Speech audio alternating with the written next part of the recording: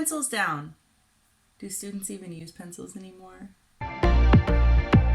This is a follow-up to my previous video about placement testing for online tutors and teachers. A few viewers requested more information about integrative and discrete and direct and indirect testing methods, so I'm here to deliver. If you want to know why and how I administer placement tests to my italki students, check out the video here somewhere, and it's also linked in the description. So let's jump into direct versus indirect.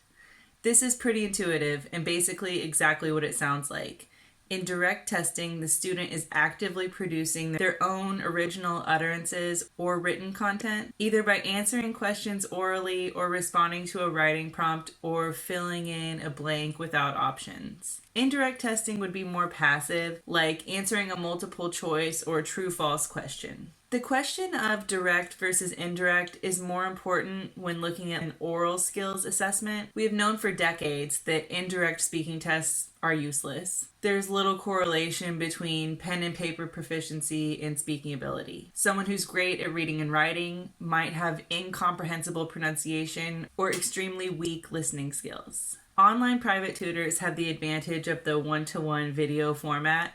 We can encourage our student to participate in tons of direct evaluation each class. Whether we call it an assessment or not, by listening to the student and then offering corrections and feedback, it is essentially a direct evaluation, just without the test anxiety and standardized questions and scores. Although you could implement scores if you wanted to. The online format also presents a third option that's often called semi-direct testing. In semi-direct testing, students are given some type of media to respond to.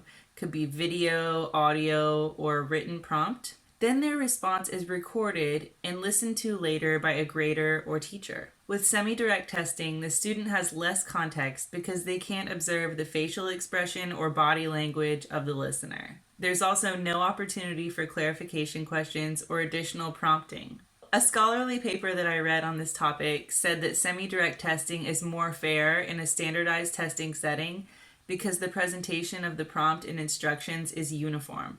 Despite the fact that we're not doing standardized testing, I think that semi-direct speaking activities could be very useful for italki teachers and students. A lot of students want to practice speaking outside of class, but they feel silly just talking to themselves or talking to no one. So teachers could assign prompts and ask the students to record themselves. This kind of eliminates that problem of talking for no reason. If you're speaking for a recording, then you at least have a sense of purpose. After the student makes the recording, the teacher and student could listen to the playback together during the lesson and work out corrections together. This would also eliminate the need for an italki teacher to put in a lot of extra time outside of class. By bringing that recording to the lesson, it's kind of streamlining the homework process. I also remember my teaching mentor saying that students can benefit a lot from hearing their own speech recorded and might even be able to self-correct in some instances. And I think that's true. In the past, I have asked students to film little how-to videos to show to the class. I've had students work in groups to make skits. We did some lip sync videos that were a big hit.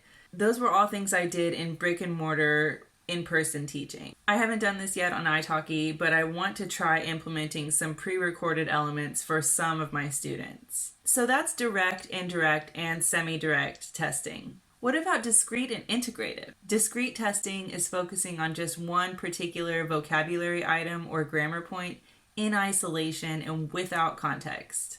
So think about multiple choice questions or disconnected sentences that have a blank that needs to be filled, but it's just number 1, number 2, number 3, and these sentences don't have any relationship to each other. Those would be discrete points. Discrete testing basically tests the knowledge of a rule or the definition of a word rather than the student's ability to use those items in context. Integrative testing is about incorporating multiple skills, often in more of a real-world situation, like cloze activities, which are also called gap fill texts. Summarizing is another integrative skill. You could also use other short answer questions in response to a reading or listening text. And dictation is another good example of integrative testing. because the student is using listening, contextual grammar, spelling, and short-term memory. Discrete and integrative testing both have merits. Through discrete testing, the teacher can really force the usage of a particular grammar point or nail down with precision whether or not a student can define a word. There's nowhere to hide with discrete testing. You either know it or you don't. Integrative testing shows a student's ability to use the target language, but might not highlight a particular learned grammar point. In a writing activity, for example, the student might use a simpler grammar structure in order to avoid an error in a more complex phrase. Vocabulary works the same way. A student might be able to skirt around certain words that they were meant to learn by substituting a synonym. Dictation, in particular, lets the teacher see phonological awareness and spelling, as well as knowledge of how certain homophones work in context. Like, in English, there's the choice between there, and there. That's an example of how dictation can uncover student errors that might not be apparent in speech. Throughout my teaching career, I have used checkpoint exams with questions that encompass both indirect, discrete, mechanical exercises and integrative, direct, short answer reading comprehension questions. So I've used the whole range of testing in my written checkpoint exams. But with italki, I don't use formal checkpoint exams, so it's been a big shift for me in that way.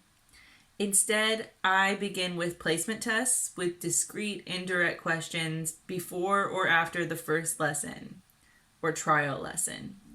So I use the same placement tests for all of my students who are interested in grammar, and I chose to include 30 multiple choice questions with 4 possible answers and then also an option for I don't know. Because if a student doesn't know, I don't want them to guess. To choose the grammar points I wanted to test, I just looked through some lists of which grammar points should be taught at which level and selected a few from each level, A1 through C2. We're talking about CEFR here. Then I threw in a question about an idiomatic expression at the end. For example, on my placement test, question number 1 is about greetings, because that's usually Unit 1, Lesson 1 of any beginner's language course. I structured my question like this. I asked the student to choose the interrogative for the sentence, "Hi, Mary, blank are you?" Then I work my way up through demonstrative determiners, present, past, and other tenses, quantifiers. I also added in a question with some SAT level vocabulary toward the end in order to challenge more advanced students. You don't want the test to feel too easy in case you get some really advanced students who can beat your test.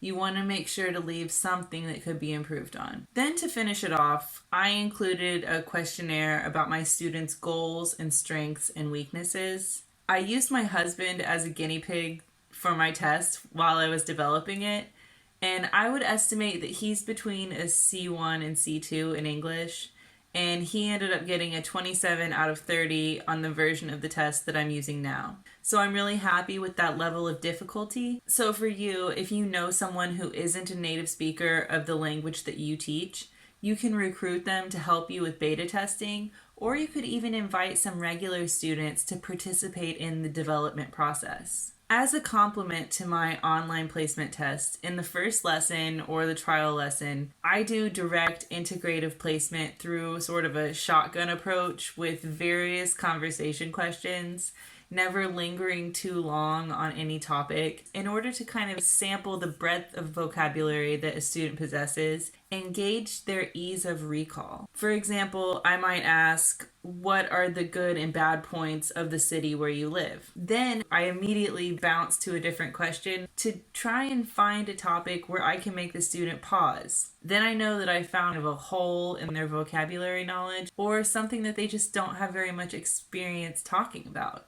In this way, I can also get an idea of the student's pronunciation skills and overall confidence.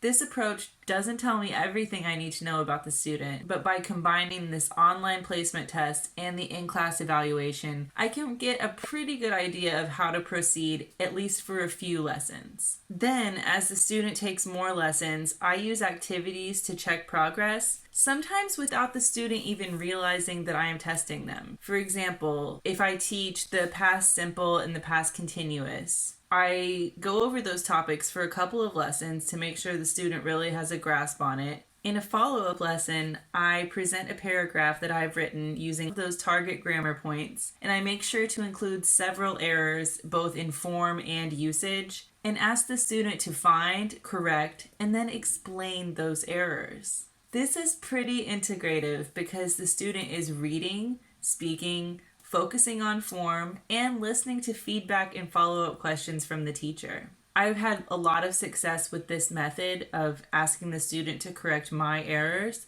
because it draws the rule from the student. It's very inductive, and it really helps to sum up some of these more complex grammar points like the past tense. Alternatively, there's another option, and that would be to write checkpoint exams similar to the placement test, but maybe with some recorded speech aspect added. And then you could review the results together in class. I haven't done this yet on italki, but I've been toying with the idea of writing checkpoint tests for my teenage students because they are focused on grammar, reading comprehension, and writing, and they're still taking these types of tests at school.